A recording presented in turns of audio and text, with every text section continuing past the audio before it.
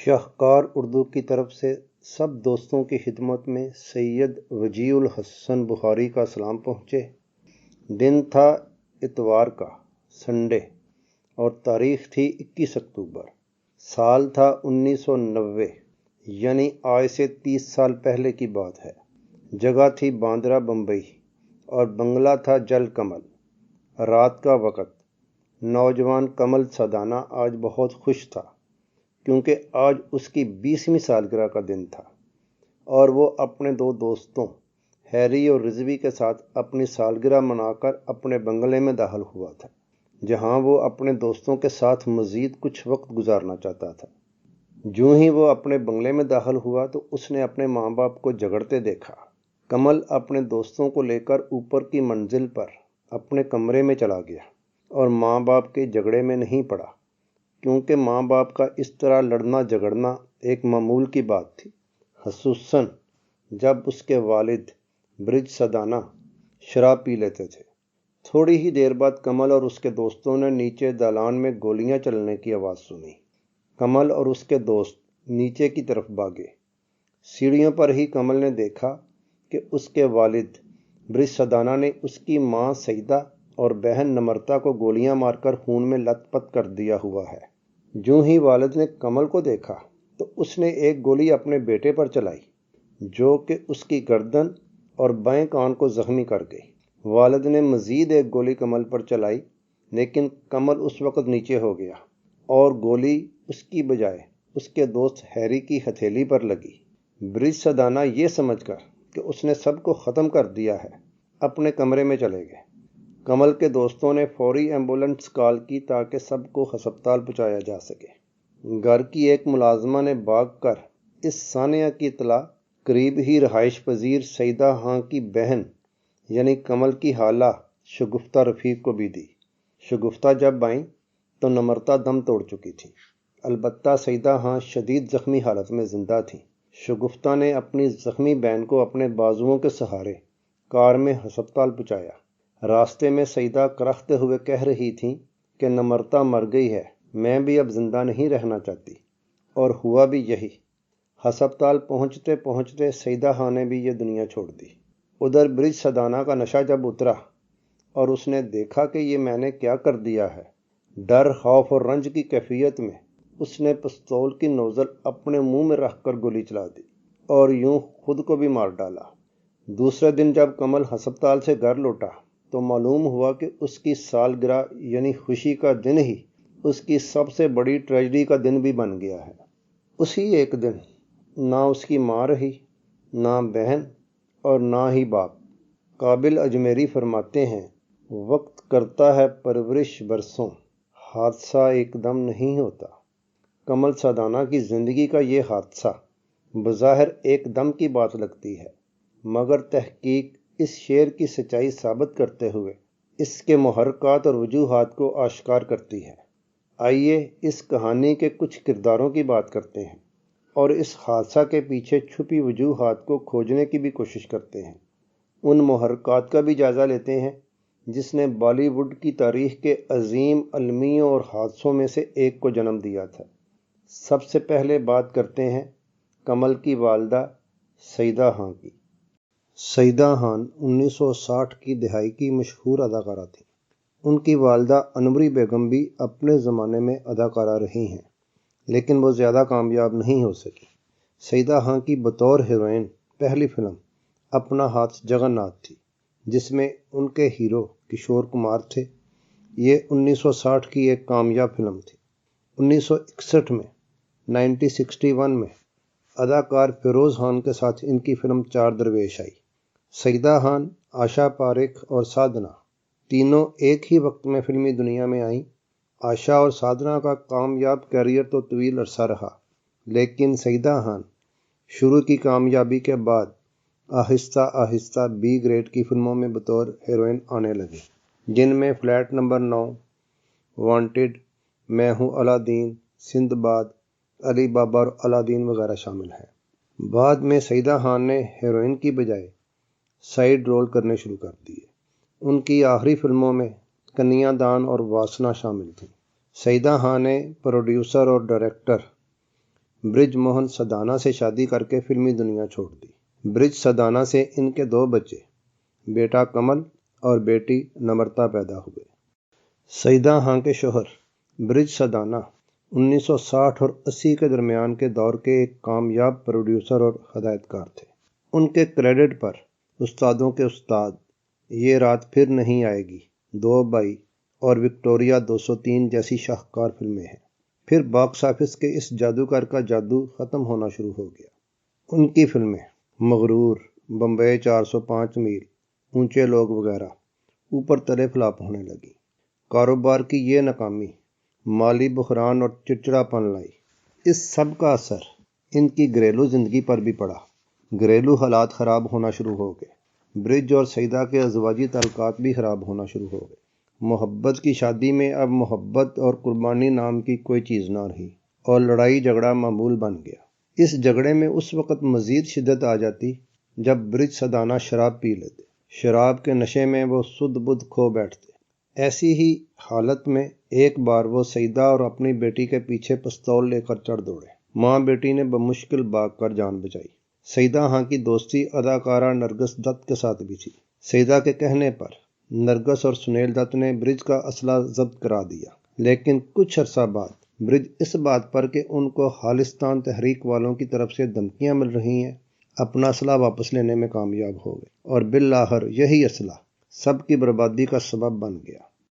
گھریلو جھگڑوں کی ایک بڑی وجہ برج سدانا کی بیٹی نمرتا بھی تھی، جو کہ مشہور بلڈر اور بزنس مین عابس رضوی سے شادی کرنا چاہتی تھی، لیکن برج سدانا کو مذہب سے باہر کی یہ شادی قبول نہیں تھی۔ نمرتا نے باپ کو نظر انداز کر کے عابس سے شادی کا حتمی فیصلہ کر لیا۔ فلموں کی پے در پے ناکامی، مالی پریشانیاں، بیوی سے ہر وقت جھگڑا، بیٹی کا باپ کی مرضی کے خلاف شادی کا فیصلہ، جیسا کہ کہا گیا ہے کہ حادثہ ایک دم نہیں ہوتا۔ ان سبھی عوامل نے مل کر برج سدانا سے فیصلہ سازی کی قوت چھین لی، اور آخرکار شراب کے نشے میں دھت ہو کر انہوں نے اپنی بیوی، بیٹی اور خود اپنی بھی جان لے لی۔ نمرتا کے منگیتر عابس رضوی مشہور سیاستدان راجیہ سبھا کے سابق MP اختر حسین رضوی کے صاحبزادے تھے۔ انہوں نے کمل سدانا کے ساتھ مل کر رور، ٹائیگر آف دی سندربن بھی پروڈیوس کی تھی۔ عابس رضوی 31 دسمبر اور 1 جنوری 2017 کو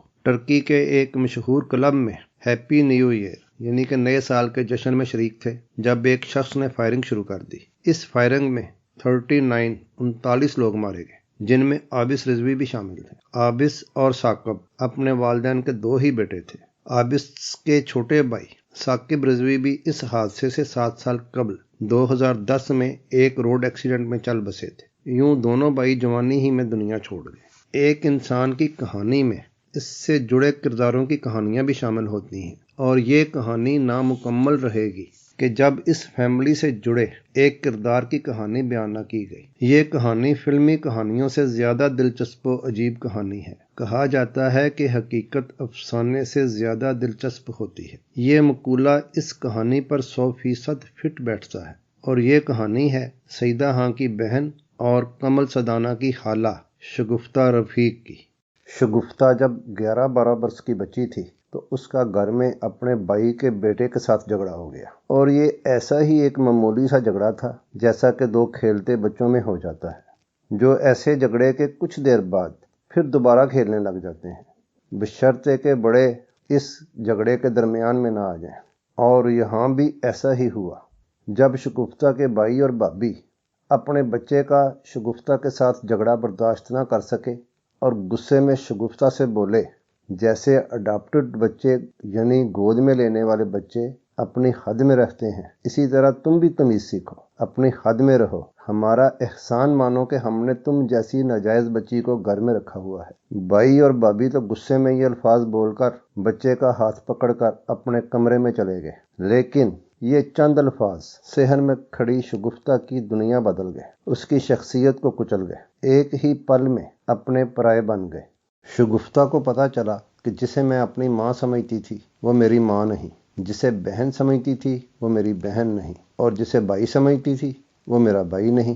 یہ گھر میرا نہیں، یہ کنبہ میرا نہیں، میں کون ہوں، کہاں سے آئی ہوں، کیسے اس گھر میں آئی ہوں، اور ساتھ ہی اس کو لوگوں کے رویے یاد آنے لگے جو اس قسم کے بچوں کو دیکھ کر لوگ رد عمل میں دیتے ہیں۔ بچی کو دیکھ کر دوسروں کو خفیہ اشارے کرنا، اشاروں میں بتانا کہ یہی وہ بچی ہے جس کی بات کی گئی تھی، کھی کرنا، نظر انداز کرنا، اسی طرح کے رویے اس کو یاد آنے لگے۔ اس کو یاد آنے لگا کہ اس کے ارد گرد عجیب سا سسپینس والا ماحول ہوتا تھا۔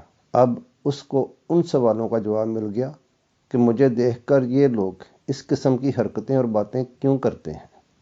کوئی اور ہوتا تو شاید اسی وقت گھر چھوڑ دیتا، لیکن شگفتہ کو گود میں لینے والی، جسے وہ اپنی ماں سمجھتی تھی، انوری بیگم، اس کی محبتیں اور قربانیاں یاد آ گئیں۔ کس محبت سے انوری بیگم نے اسے پالا، اس سب نے اسے مجبور کر دیا کہ وہ انوری بیگم کے سائے میں ہی رہے۔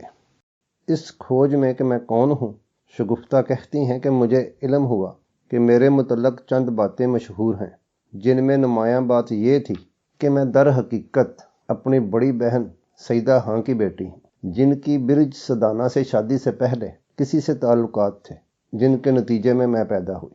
سیدہ ہاں نے مناسب سمجھا کہ مجھے پھر وہ اپنی ماں انوری بیگم کے حوالے کر دیں، جنہوں نے مجھے اپنی بیٹی بنا کر پالا۔ شگفتہ یاد کرتے ہوئے کہتی ہیں کہ اکثر جب میں انوری بیگم کے ساتھ کہیں جا رہی ہوتی تو راستے میں انڈسٹری کے جو لوگ ان سے ملتے، ان میں سے اکثر مجھے دیکھ کر کہتے، نانی کے ساتھ جا رہی ہو؟ بلکہ ایک بار تو انوری بیگم نے خود مجھ سے کہا کہ اگر کوئی تم سے پوچھے کہ کیا سیدہ تمہاری ماں ہے تو جواب میں ہاں کہہ دیا کرو۔ دوسری کہانی جو شگفتہ کو اپنے متعلق معلوم ہوئی وہ یہ کہ کچی آبادی میں رہنے والی، گھروں میں کام کرنے والی ایک نوکرانی کے کسی بیرسٹر سے تعلقات قائم ہو گئے، جن کے نتیجے میں میری یعنی شگفتہ کی پیدائش ہوئی اور کسی طریقے سے میں انوری بیگم کے ہاں آ گئی۔ تیسری کہانی جو کہ شگفتہ خود کہتی ہیں وہ یہ تھی کہ میرے والدین جھونپڑ پٹی سے تھے، جن کی میں ناجائز اولاد تھی اور مجھے کہیں پھینک دیا گیا تھا، یہاں سے اٹھا کر مجھے انوری بیگم کے حوالے کر دیا گیا۔ شگفتہ کہتی ہیں کہ میری والدہ انوری بیگم مجھ سے بے حد پیار کرتی تھی، لیکن انہوں نے مجھے کبھی نہیں بتایا کہ میرے حقیقی والدین کون ہیں۔ میں نے جب بھی اس موضوع پر ان سے بات کرنا چاہی تو جواب میں انہوں نے مجھے ڈانٹا۔ انوری بیگم کے دوسرے شوہر کا نام رفیق تھا، اسی نسبت سے شگفتہ نے بھی اپنے نام کے ساتھ رفیق لگا لیا اور یوں وہ شگفتہ رفیق کہلانے لگی۔ یہاں میں یہ ذکر کرنا ضروری سمجھتا ہوں کہ فلمی تاریخ میں انوری بیگم کے نام سے ایک اور شخصیت بھی وجود رکھتی ہے، اور اتفاق یہ کہ اس کے شوہر کا نام بھی رفیق تھا۔ ان دو شخصیات یعنی دو انوری بیگم کو ایک ہی نہ سمجھا جائے، اس ابہام کو دور کرنے کے لیے چلتے چلتے تھوڑا ذکر اس انوری بیگم کا بھی ہو جائے جو انوری بیگم امرتسر والی کہلاتی ہے، اور اس کے شوہر کا نام تھا رفیق غزنوی۔ مشہور افسانہ نگار سعادت حسن منٹو نے خاکوں کی اپنی مشہور کتاب لاؤڈ سپیکر میں رفیق غزنوی اور انوری بیگم کا بڑے دلچسپ پیرائے میں ذکر کیا ہے۔ انوری بیگم اور رفیق غزنوی کو یہ اعزاز بھی حاصل ہے کہ وہ فلمی تاریخ کی پہلی پنجابی فلم ہیر رانجھا کے ہیر اور رانجھا تھے۔ یہ فلم 1932 میں AR کاردار نے بنائی تھی۔ اسی فلم کے دوران دونوں میں محبت کا آغاز ہوا اور انوری بیگم کی ماں کی بھرپور مخالفت، شور شرابے اور واویلے کے باوجود رفیق غزنوی نے انوری بیگم سے شادی کر لی۔ ان کی ایک بیٹی زرینہ پیدا ہوئی۔ رفیق غزنوی کی شخصیت بمبرا صفت تھی، کبھی ایک ڈال تو کبھی دوسری ڈال۔ اس کی خوبصورت شخصیت میں لاہور اور بمبئی کی طوائفوں کے لیے بڑی کشش تھی۔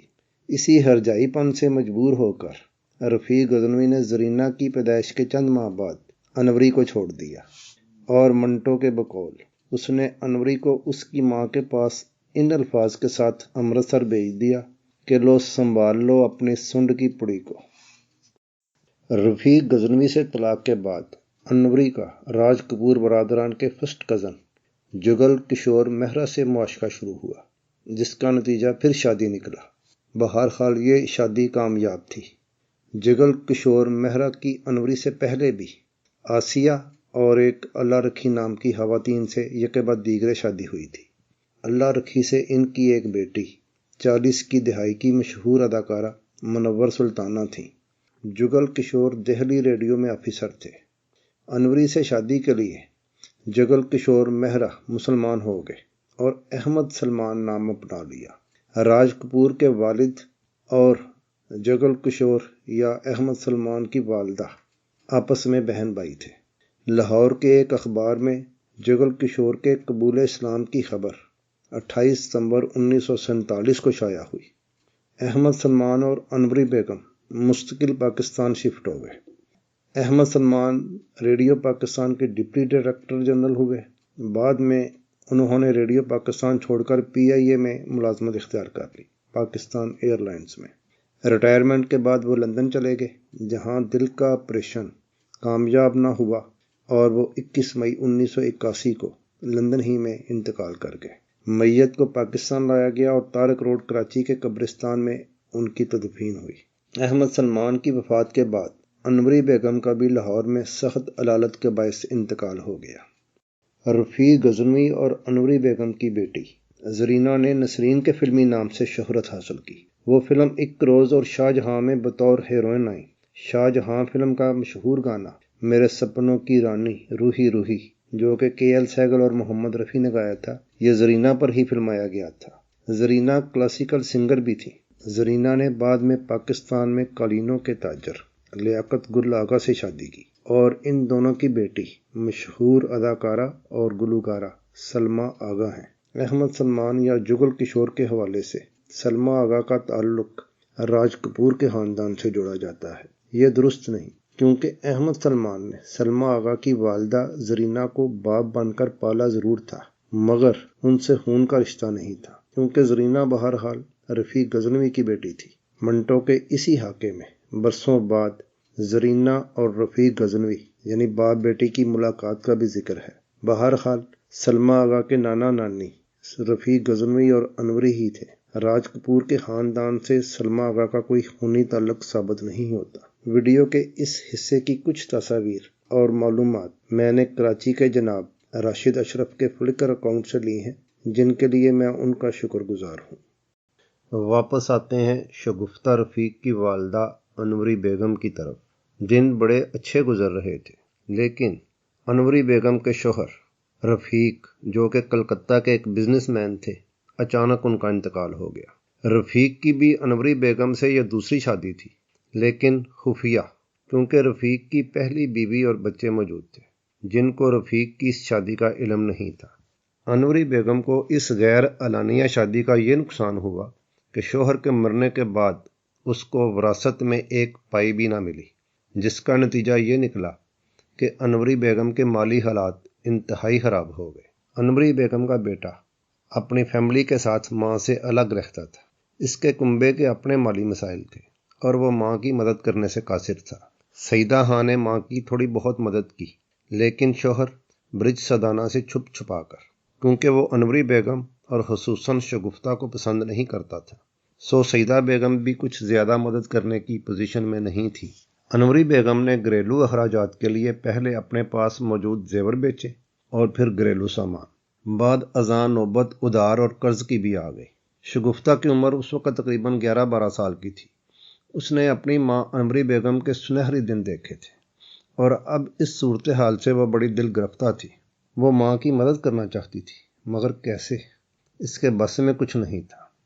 شگفتہ چھوٹی عمر ہی سے کتھک ڈانس سیکھ رہی تھی اور ایک اچھی ڈانسر تھی، جس کا علم انوری بیگم کے ایک دوست کو بھی تھا۔ اس نے شگفتہ کو کہا کہ اگر وہ چاہے تو نجی محفلوں میں رقص کر کے پیسہ کما سکتی ہے، اس طرح ان کے گھریلو حالات اچھے ہو سکتے ہیں۔ شگفتہ نے یہ پیشکش قبول کر لی اور یوں 12 سال کی عمر میں ہی نجی پارٹیوں میں رقص کرنا شروع کر دیا۔ ان پارٹیوں میں دولت مند تاجر، اعلیٰ سرکاری افسر اور سیاستدان سبھی شریک ہوتے۔ نشے میں یہ لوگ شگفتہ کے رقص پر پسندیدگی کے اظہار میں نوٹ نچھاور کرتے اور یہی نوٹ شگفتہ اور اس کی پالنے والی انوری بیگم کے حالات کو بدلتے گئے۔ گو یہ کام کوٹھے پر ناچنے والیوں والا ہی تھا، مگر چونکہ شگفتہ باقاعدہ کوٹھے پر نہیں ناچتی تھی، دوسرے انوری بیگم بھی اس کے ساتھ ہی ہوتی تھی، اس لیے وہ عیاش لوگوں اور بری نگاہوں والوں سے محفوظ تھی۔ شگفتہ اس وقت سکول میں بھی پڑھتی تھی، مگر ان مصروفیات کی وجہ سے 7ویں کلاس میں اس کو سکول چھوڑنا پڑا۔ محفلوں میں رقص کا یہ سلسلہ تقریباً 5-6 سال چلا۔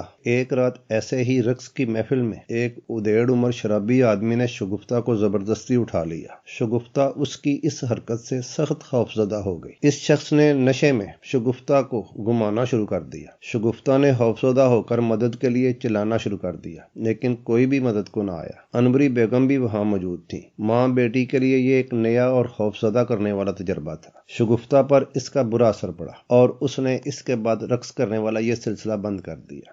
مسئلہ پھر آ گیا گھریلو اخراجات کا۔ گھریلو اخراجات کو چلانے کے لیے انوری بیگم نے گھر کا ایک کمرہ کرائے پر اٹھا دیا، جو کہ پیشہ کرنے والی چند لڑکیوں یعنی سیکس ورکرز نے مل کر لے لیا۔ یوں ایک شہری محلے میں ایک گھر کوٹھے والا مشہور اور بدنام ہو گیا۔ محلے داروں نے شکایات شروع کر دیں، جس کی وجہ سے یہ سلسلہ متاثر ہوا، لیکن اس کے نتیجہ میں شگفتہ نے پیسوں کی ضرورت کی وجہ سے ان سیکس ورکرز کے دلال سے رابطہ کیا اور خود کو اس کام کے لیے پیش کیا۔ دلال شش و پنج میں پڑ گیا کیونکہ شگفتہ کی عمر اس وقت 18 سال کی نہیں ہوئی تھی۔ بہرحال دلال نے شگفتہ کے لیے ایک گاہک ڈھونڈا اور پھر جسم فروشی کا یہ سلسلہ شروع ہوا، ایک آدمی سے دوسرا اور دوسرے سے تیسرا۔ یہ سلسلہ پورے 10 سال چلا، جب تک شگفتہ کی عمر 27 سال کی ہو چکی تھی۔ اس بدنامی کے سبب سیدہ خان نے شگفتہ سے بات کی کہ مستقبل کے بارے میں سوچو اور یہ کام چھوڑو۔ شگفتہ نے یہ کام چھوڑ کر مشہور فلم میکر مہیش بھٹ کے ساتھ چند فلموں میں بطور اسسٹنٹ ڈائریکٹر کام کیا، لیکن اس کام سے شگفتہ کو کوئی خاص مالی فائدہ نہیں ملا، اور اسی دوران سیدہ خان امرتا اور برج سدانہ کی موت کا واقعہ بھی پیش آ گیا۔ مالی پریشانیوں نے ایک بار پھر شگفتہ کو کالگرل بنا دیا اور بڑے بڑے ہوٹلوں میں مختلف لوگوں کے ساتھ ان کا تعلق بنا۔ ایسے ہی ایک موقع پر پولیس کا چھاپا پڑا اور شگفتہ کو ایک گاہک کے ساتھ دھر لیا گیا، لیکن وہ شخص پولیس کو یقین دلانے میں کامیاب رہا کہ شگفتہ اس کی بیوی ہے۔ اس واقعہ سے خوفزدہ ہو کر شگفتہ نے ایک بار پھر یہ کام چھوڑ دیا اور اب بار گرل بن گئی، یعنی بار میں کلب ڈانسر اور کلب سنگر بن گئی۔ پھر کسی کے بتانے اور سہارے شگفتہ نے دبئی کے کلبوں اور بارز میں رقص کا سلسلہ شروع کر دیا، یعنی اب وہ دبئی کی بار گرل بن گئی۔ یہاں یہ آسانی تھی کہ بغیر جسم فروشی کے محض رقص سے کافی رقم کمائی جا سکتی تھی۔ شگفتہ کو 3 ماہ کے لیے ویزا ملتا تھا، اس کے بعد واپس انڈیا آنا پڑتا تھا، اس کے بعد پھر دبئی، پھر انڈیا۔ یہ سلسلہ چلتا رہا۔ کافی محنت والا کام تھا۔ 60% یعنی کہ 60% شگفتہ اور 40% بروکر وغیرہ لیتے تھے۔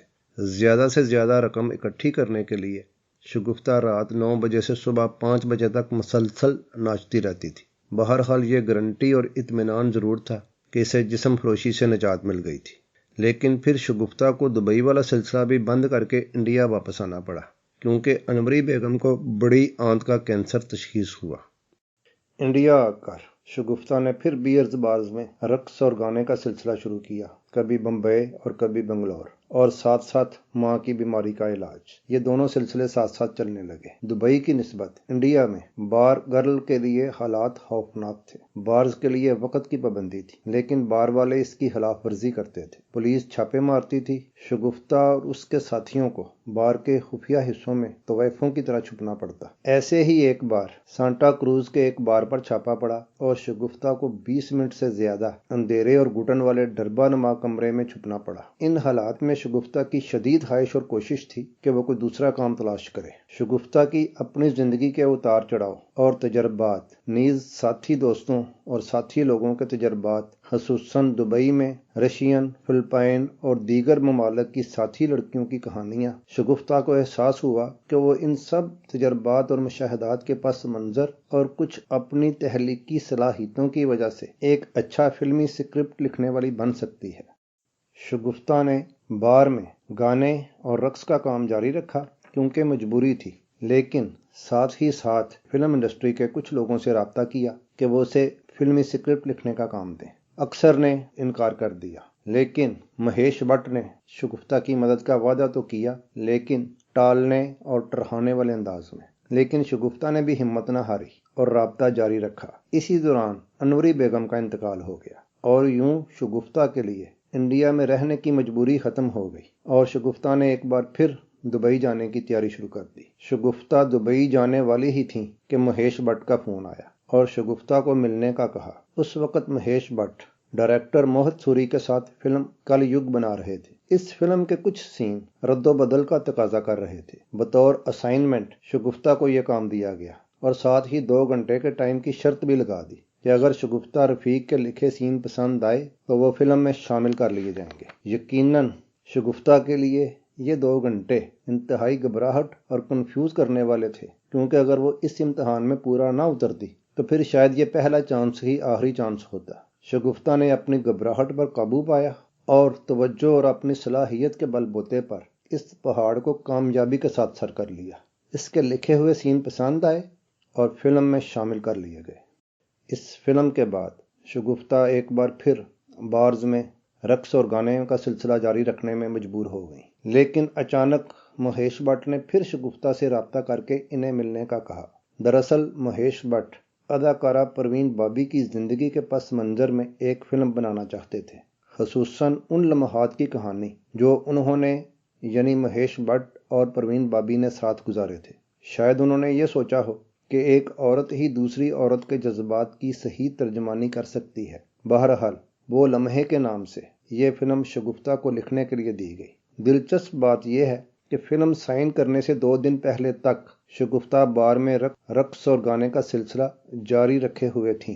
معاہدہ پر سائن کرنے کے ساتھ ہی یہ سلسلہ بھی ختم ہوا۔ وہ لمحے کامیاب رہی اور اس کے ساتھ ہی شگفتہ رفیق کے لیے بطور سکرین پلے رائٹر، سٹوری رائٹر کامیابیوں کا ایک نیا سلسلہ شروع ہوا۔ وہ لمحے کی کامیابی کے بعد شگفتہ کے کریڈٹ پر 20 سے زائد فلمیں ہیں، جن میں سے اکثر باکس آفس پر کامیاب گنی گئی ہیں۔ جسم 2، مرڈر 2، راز 2، راز 3، عاشقی 2۔ ان میں سے کچھ بطور سٹوری رائٹر، کچھ سکرین پلے رائٹر اور 2 فلمیں بطور ڈائریکٹر بھی شامل ہیں۔ شگفتہ کی ڈائریکٹ کی ہوئی پنجابی فلم دشمن نیٹ فلکس پر بھی موجود ہے۔ شگفتہ کی لکھی ہوئی فلم عاشقی 2 کے بارے میں شگفتہ کہتی ہیں، عاشقی 2 کی کہانی میں ان کی زندگی کے کچھ ابواب یعنی چیپٹرز بھی شامل ہیں۔ پوری تو نہیں، تقریباً 30-40% کہانی انہی کی کہانی ہے۔ فلم کی ہیروئن کی طرح وہ بھی ایک بار سنگر تھی۔ ہیرو کا کردار بھی اسی شخص کی طرح کا ہے جس نے شگفتہ سے پیار کیا، انہیں سہارا دیا، ایک مکان اور معقول رقم بھی دی تاکہ وہ ٹینشن فری ہو کر لکھنے کا کام جاری رکھیں۔ اب وہ شخص شادی شدہ ہے اور لاس اینجلس امریکہ میں رہتا ہے۔ اسی طرح کا ایک اور اہم واقعہ بھی شگفتہ کی زندگی کا ناقابل فراموش باب ہے۔ شگفتہ کہتی ہیں کہ زندگی میں جن مردوں سے ان کی ملاقات ہوئی، ان میں اکثر کو ساتھ کھانے پینے، سونے اور گھومنے سے تو دلچسپی ہوتی تھی، یعنی وہ وقتی ساتھی تو بنتے لیکن زندگی کا مستقل ساتھی بننے میں وہ دور بھاگتے تھے۔ لیکن جب میں دبئی میں تھی تو ایک پاکستانی شخص کو مجھ سے محبت ہو گئی۔ اس نے مجھے شادی کی پرپوزل دی، عزت دی، ہمدردی دی، مجھے بھی اس سے محبت ہو گئی۔ میں نے شادی کی آفر قبول کی۔ میری زندگی میں خوشگوار انقلاب آنے کو تھا تو مجھے انڈیا آنا پڑ گیا۔ ہماری فون پر بات ہوتی رہتی تھی۔ اس پاکستانی کو دل کا مرض ہو گیا۔ ایک دن اس کی آخری کال آئی، شگفتہ مجھے نہیں لگتا کہ میں زندہ رہوں گا، اور واقعی اس کال کے بعد وہ نہ رہا، اور پھر میری زندگی میں وہی خلا اور وہی تنہائی۔ شگفتہ کی زندگی ایک کھلی کتاب ہے۔ اس نے اپنا ماضی کسی سے نہیں چھپایا بلکہ ہر بات خود بیان کی ہے۔ وہ کہتی ہیں، عام طور پر لوگ اپنا ماضی چھپاتے ہیں کیونکہ اگر وہ اپنا آپ ظاہر کر دیں تو معاشرہ انہیں قبول نہ کرے۔ جسم فروشی کی میری زندگی کے تجربات اور مشاہدات بتاتے ہیں کہ انتہائی معزز اور عزت دار سمجھے جانے والے مرد گھر کے باہر کی خواتین یعنی اپنی بیوی اور بہنوں کو چھوڑ کر دوسری عورتوں کے ساتھ بہت برا رویہ رکھتے اور برا سلوک کرتے ہیں۔ جسم فروشی اس ملک میں اربوں روپے کا کاروبار ہے۔ 90% یعنی 90% مرد عورتوں کو اسی نظر سے دیکھتے اور پرکھتے ہیں جس طرح کسی بکنے یا خریدنے والی چیز کو دیکھا جاتا ہے۔ میں ایسے معاشرے سے کیوں کسی قسم کی منظوری حاصل کروں؟ شگفتہ کی کہانی ایک ہمت، حوصلہ اور جدوجہد کرنے والی ایک بہادر عورت کی کہانی ہے جو کہ ایک دلدل سے نکلنا چاہتی ہے۔ اس کی محنت اور کوشش کامیاب رہی۔ یہ کہانی ان عورتوں کے لیے ایک مثال ہے جو اپنی زندگی بدلنا چاہتی ہیں، مایوسی کو امید سے بدلنا چاہتی ہیں۔ آج شگفتہ رفیق کا فلمی دنیا میں ایک نام اور مقام ہے۔ پھر بھی وہ خوفناک اور تلخ ماضی کی یادوں سے چھٹکارا پانے میں ناکام ہیں۔ شاید اسی وجہ سے انہوں نے شادی نہیں کی۔ انہوں نے تنہائی دور کرنے کے لیے گھر میں پالتو جانوروں اور پرندوں کو اپنا ساتھی بنایا ہوا ہے۔ یہ پرندے کبھی شگفتہ کے کندھوں پر بیٹھتے ہیں اور کبھی بازو پر، اس سے باتیں کرتے ہیں۔ پرندے چونکہ انسان نہیں، اس لیے پرندوں کی ان باتوں میں کوئی تانا نہیں ہوتا، طنز نہیں ہوتی، ماضی کا کوئی حوالہ نہیں ہوتا، صرف محبت کی خوشبو ہوتی ہے۔ مشکل یہ ہے، شگفتہ جانور یا پرندہ نہیں، ایک انسان ہے، اور ہر انسان کی طرح شگفتہ کے دل میں بھی اچھی زندگی کے لیے حسرتیں مچلتی ہیں۔ لیکن بقول شگفتہ، ملکہ ترنم نور جہاں کا گایا گیت ان کی روح کی ٹریجڈی اور تنہائی کی خوب عکاسی کرتا ہے، اور لگتا ہے کہ شاید یہ گیت انہی کے لیے گایا گیا ہے۔ جا اپنی حسرتوں پر آنسو بہا کے سو جا، کہیں سن نہ لے زمانہ، اے دل خاموش ہو جا۔ شگفتہ کی کہانی ختم ہوئی۔ ہم ان کی زندگی کی کامیابیوں، مزید کامیابیوں اور سکون اور خوشیوں کے لیے دعا گو ہیں۔ میری یہ عادت ہے، گیت ہو یا کتاب ہو، کوئی بھی اچھی چیز ہو جس کا میں حوالہ دے رہا ہوں تو میں اس کے تحلیق کاروں کا ذکر ضرور کرتا ہوں۔ ابھی جو میں نے گیت بولا ہے، جا اپنی حسرتوں پر آنسو بہا کے سو جا، یہ فلم سسرال، پاکستانی فلم سسرال کا گیت تھا، نور جہاں نے بولا تھا، اور اس کے شاعر تھے منیر نیازی، اور اس کی خوبصورت دھن بنائی تھی موسیقار حسن لطیف للک نے۔ زندگی رہی تو ان سب کامیاب لوگوں کی چھوٹی موٹی باتیں چلتی رہیں گی، ان کا ذکر ہوتا رہے گا۔ اب آگے چلتے ہیں، شگفتہ رفیق کی کہانی کے بعد کمل کا ذکر کرتے ہیں۔ جیسا کہ ویڈیو کے آغاز میں آپ نے دیکھا کہ ایک 20 سالہ نوجوان کی سالگرہ کا دن ہی اس کی ماں اور بہن کا قتل کا دن بن گیا، اس کے سکے باپ کی موت کا بھی دن بن گیا۔ ذرا تصور کریں کہ اس نوجوان کی ذہنی اور نفسیاتی کیا کیفیت ہوگی۔ 20 سال کی عمر، بچپن کے بعد لڑکپن کی عمر ہوتی ہے۔ اس چھوٹی سی عمر میں اس حادثے نے کمل سدانہ کے ذہن پر گہرا اثر ڈالا۔ اسے نفسیاتی علاج کی ضرورت پڑی، کاؤنسلنگ سے گزرنا پڑا۔ بہرحال کمل سدانہ کی ہمت، قوت ارادی اور قسمت، سبھی عوامل نے اسے جلد ہی زندگی میں واپس دھکیل دیا۔ کمل سدانہ نے نیو یارک فلم اکیڈمی میں داخلہ لیا۔ وہاں اسے کورس کے لیے کسی شارٹ فلم کی اسائنمنٹ دی گئی۔ داد دیجیے اس کی قوت ارادی اور خود اعتمادی کی کہ اس نے لوگوں کے سوالات کے جوابات اور اپنے کتھارس کے لیے اسی ثانیہ کی 6-7 منٹ کی بڑی اچھی شارٹ فلم تیار کی، جس کا نام اے مومنٹ آف پاز۔ اس فلم میں برج سدانہ کا کردار ان کے دوست پریم چوپڑا نے بڑا اچھا ادا کیا ہے۔ کمل سدانہ نے خود یوٹیوب پر یہ فلم اپلوڈ کی ہوئی ہے۔ میں اس فلم کا ڈسکرپشن میں لنک دے رہا ہوں۔ نارمل زندگی میں واپس آنے کے بعد کمل سدانہ کو بطور ہیرو فلموں کی آفرز ہوئیں۔ 1992 میں کاجل کے ساتھ اس کی پہلی فلم بے خودی آئی۔ یہ کاجل کی بھی پہلی فلم تھی۔ یہ فلم کامیاب نہ تھی، لیکن اس کے بعد کمل سدانہ کی دیویا بھارتی کے ساتھ فلم رنگ خاصی کامیاب رہی، اور اس کامیابی کی وجہ سے کمل کو کافی فلمیں ملی۔ اس نے 13-14 فلموں میں کام کیا، 2-3 فلمیں پروڈیوس اور ڈائریکٹ بھی کیں، لیکن رنگ جیسی کامیابی پھر نہ ملی، جس کی وجہ سے وہ فلمی دنیا اور کاروبار سے دور ہو گئے۔ فلمی دنیا تو نہیں، لیکن عملی زندگی میں وہ ایک کامیاب انسان ہے۔ بڑی پیاری فیملی رکھتے ہیں۔ میک اپ آرٹسٹ لیزا جان سے ان کی شادی ہوئی، ایک بیٹا اور ایک بیٹی۔ بیٹی کا نام انہوں نے بہن کے نام پر نمرتا رکھا ہوا ہے۔ ہم ان کی اور ان کی فیملی کی مزید کامیابیوں، صحت، خوشیوں اور لمبی زندگی کے لیے دعا گو ہیں۔ دوستو، جیسا کہ شاہکار اردو کی سابقہ ویڈیو پرانی یادیں پارٹ 7 میں شمع رسالہ نئی دہلی کی ایک چھوٹی سی خبر کا حوالہ دیا گیا تھا۔